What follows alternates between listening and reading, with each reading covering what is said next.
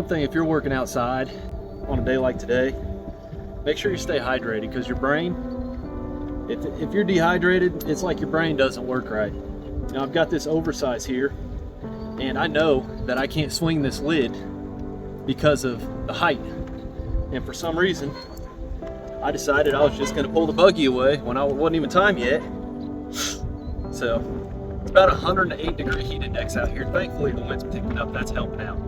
I even grabbed the wrong chains from the shop this morning. I wasn't even thinking after I went out, helped a coworker set his, went and cleaned a headstone, came back to the shop and loaded up. And we have hooks that have special adapters to go over these bolts. Well, now I have to use these adapters and use the chain hooks, which in my opinion is a little bit more dangerous. But just stay hydrated in this heat, because you want your brain working right, especially if you're working around things like this 4,000-pound burial vault and equipment like this that hoist it around. You got to make sure your brain's working to set the platform right.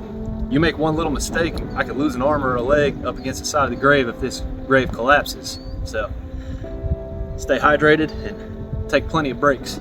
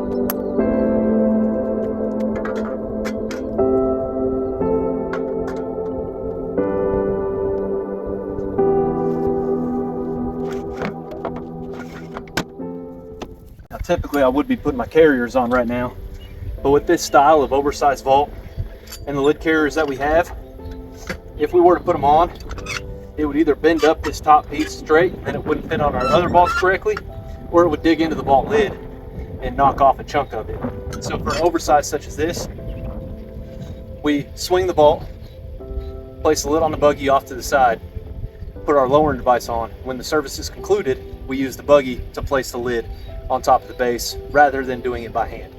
Unfortunately, it is the only option we have in this situation, so we do the best with what we've got.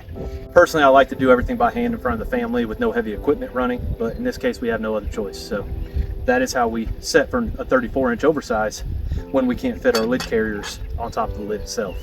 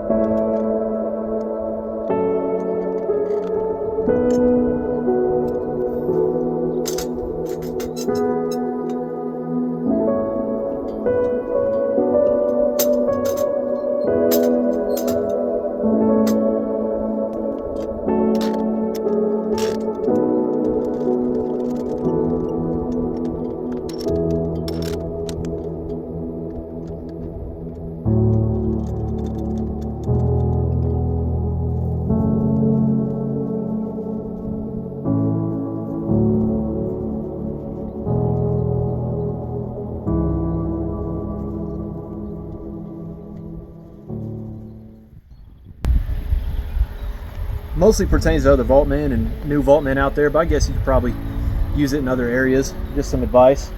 There's always a right way to do things and a way that we're taught to do things. I pulled up to this service today and I'm right at the edge of a curve.